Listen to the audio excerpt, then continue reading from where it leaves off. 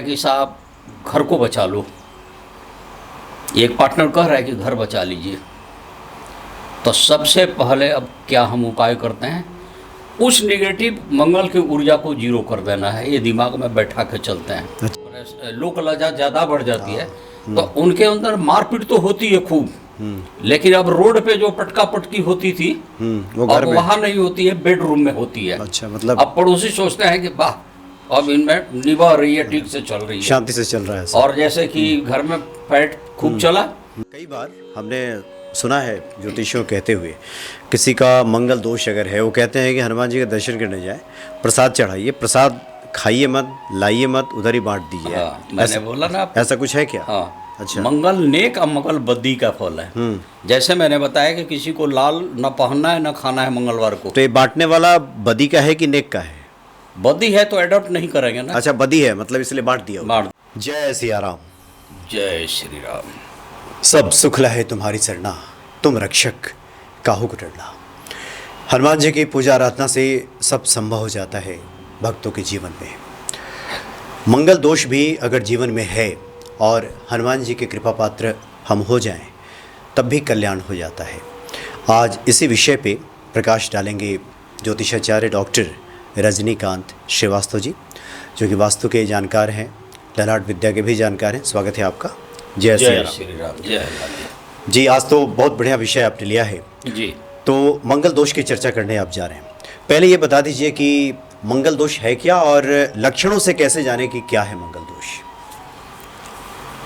देखिए, मंगल दोष के विषय में शास्त्र में जो लिखे गए हैं, लगने में से व्यय चापे पताले जामित्रे चाष्ट में कूजे, कन्या भरत विनाश का भरता पत्नी विनाशदा।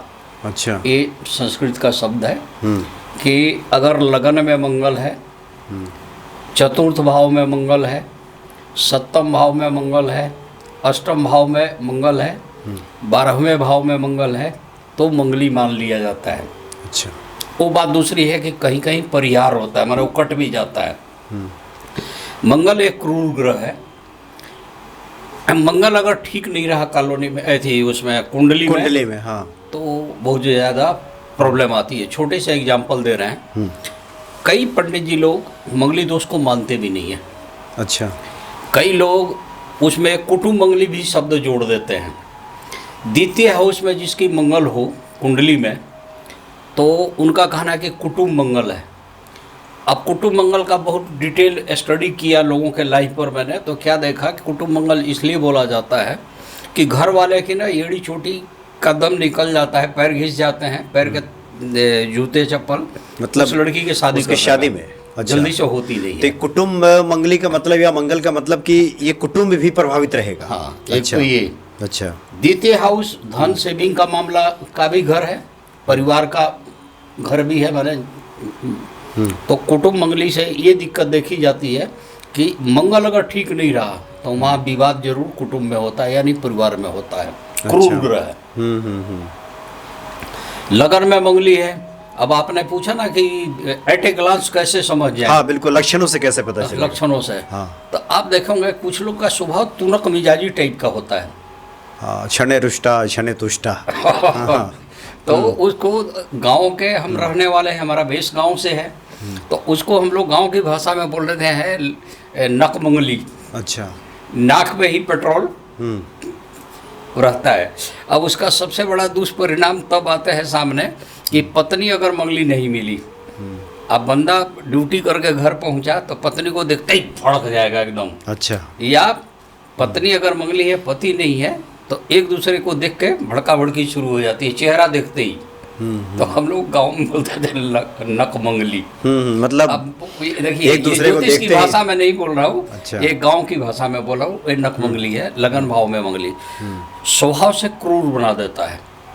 और पति पत्नी में से एक भी आदमी मंगली नहीं है तो परेशानी लाइफ में रहेगी, डिस्प्यूट कलह, कई बार वो संबंध विच्छेदन का योग बना देता है। अच्छा। इसी तरह से चतुर्थ भाव में मंगली होता है, चौथे स्थान पे, जो सुख का भी घर है, सुख संपत्ति का घर है, भवन भूमि का भी घर है, माता का भी एक मान लिया जाता है। तो वहाँ पर अगर मंगली है और एक नहीं है तो इन जगहों पर ज़्यादा प्रॉब्लम आ जाती है।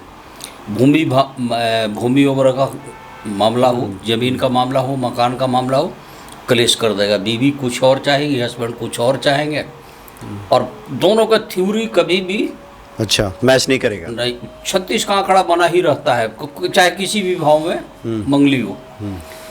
ये देसी भाषा में बोल रहा हूँ, एकदम प्रैक्टिकल, मैंने अनुभव के आधार पर बोल रहा हूँ। इसको कभी भी ज्योतिष से टैली न कराया जाए। और ज्योतिष की भी बातें बताऊंगा। चतुर्थ भाव में ये सबसे बड़ी दिक्कत होती है। घर की फाइनेंशियल शादी के बाद स्थिति बिगड़नी शुरू हो जाती है, फिर घर में क्लेश शुरू हो जाता है। अच्छा, मतलब मांगलिक लोगों की शादी अगर मांगलिक व्यक्ति से चतुर्थ नहीं हुआ हाँ, तो चतुर्थ अच्छा। भाव में मंगल है, एक के नहीं है, तो इस तरह की स्थिति ज़्यादा आती है। ये प्रैक्टिकल एक्सपीरियंस है। और वो आती है इनकम की। अच्छा, मतलब आर्थिक समस्या रहेगी, ज़्यादा आती है। अच्छा। और घर में क्लेश ही रहता है।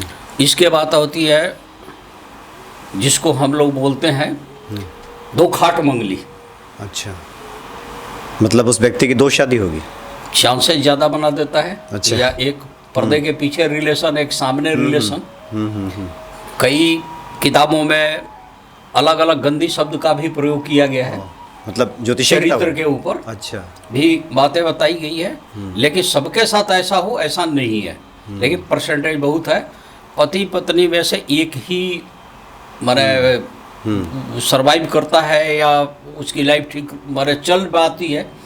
एक का ना संबंध विच्छेदन हो जाए, चाहे वो भगवान के पास चला जाए।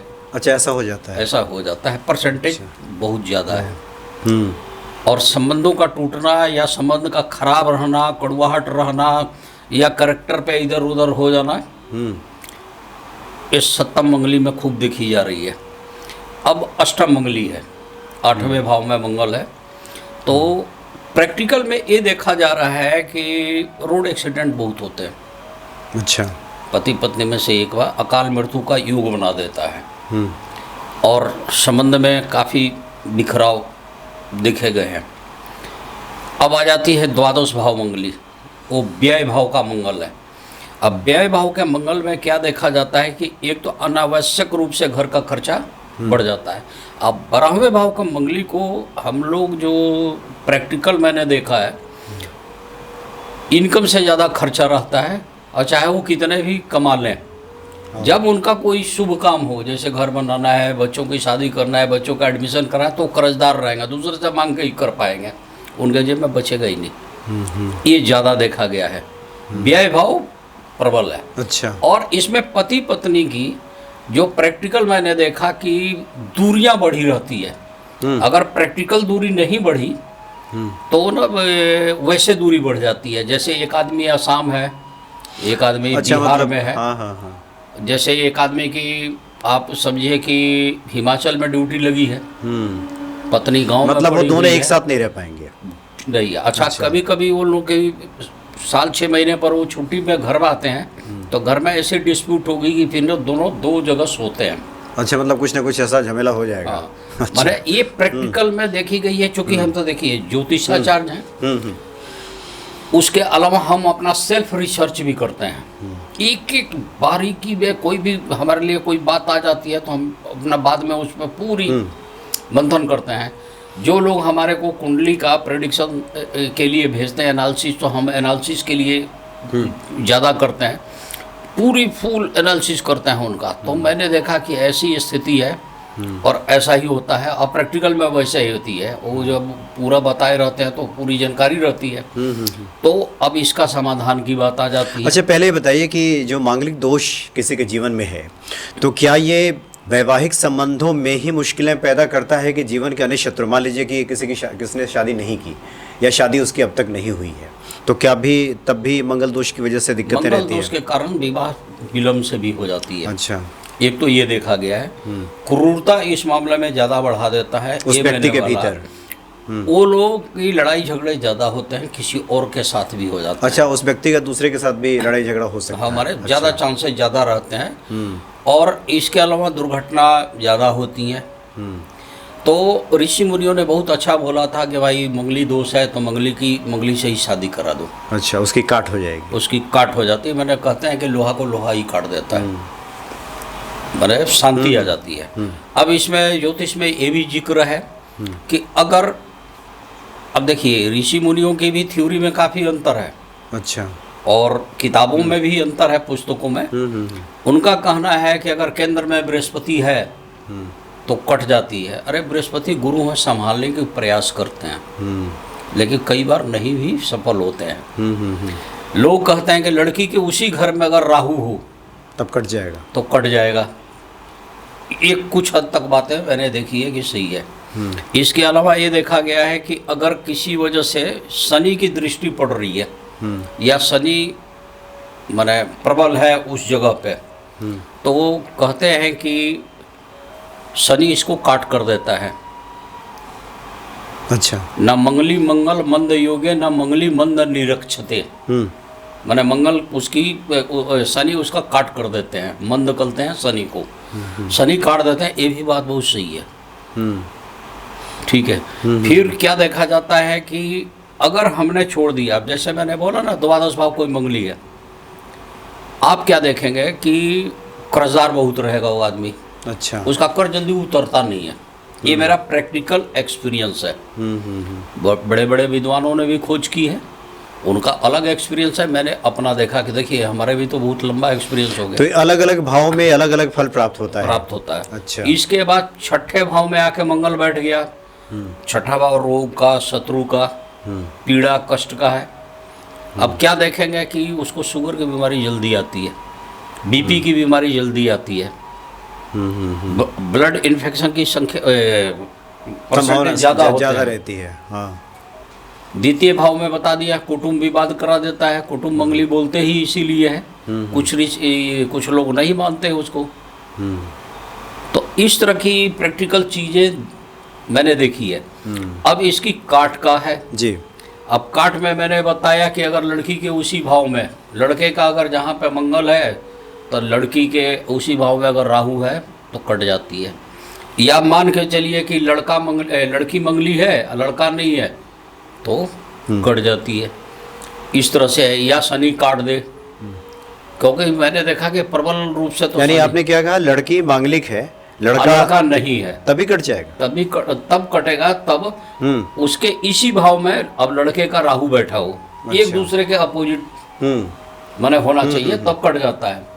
तो इस तरह से अन्यथा जिंदगी बड़ा दुखदायी ही होता है। या तो सेपरेशन होती है, या काल मृत्यु होती है, या लड़ के पूरी जिंदगी गुजरती है। हाँ रहती है। अब फिर देखिए मंगल में एक और बात कहते हैं, 75% पंडित जी लोग ज्योतिष विद्वान कहते हैं कि 28 साल के बाद मंगल खत्म हो जाता है। मंगली है कोई बात नहीं जी, 29 साल पे हम लड़की की शादी कर देंगे। कई बार ये बातें सुनने को मिलती है प्रैक्टिकल। हमने क्या देखा, 28 साल होते होते लोगों की मेच्योरिटी बढ़ जाती है, लड़का लड़की की। मतलब आपसी अंडरस्टैंडिंग बढ़ जाती है, लोक लज्जा ज़्यादा बढ़ जाती है। तो उनके अंदर मारपीट तो होती है खूब, लेकिन अब रोड पे जो पटका पटकी होती थी वो घर में वहाँ नहीं होती है, बेडरूम में होती है। अच्छा। मतलब अब पड़ोसी सोचते हैं कि वाह अब इनमें निभा रही है, ठीक से चल रही है, शांति से चल रहा है। और जैसे कि घर में फैट खूब चला, अब कोई बाहर से अचानक आ गया तो दोनों एकदम मतलब बिल्कुल आप डाउट नहीं करोगे, या ये मैके में अपनी कंप्लेन नहीं देगी। मैंने इस तरह की हालात मैंने जो देखे, मतलब ये एक तरह से कह सकते हैं भगवान का दिया हुआ समझौता। हाँ, एक तरह का अंडरस्टैंडिंग समझौता है, जीवन चलता है। हाँ, तो फैट मैंने वो क्या बोलेंगे उसको, मुठभेड़ बोलिए चाहे जो भी बोलिए, मतलब एकांत में मुठभेड़ होता है। हाँ, वो सब चलता है, वो खत्म नहीं होता है। बड़ा दुखदाई जिंदगी है। अब दिक्कत अब दूसरी सुनिए, आजकल सबसे ज्यादा शादियां हो रही है लव मैरिज।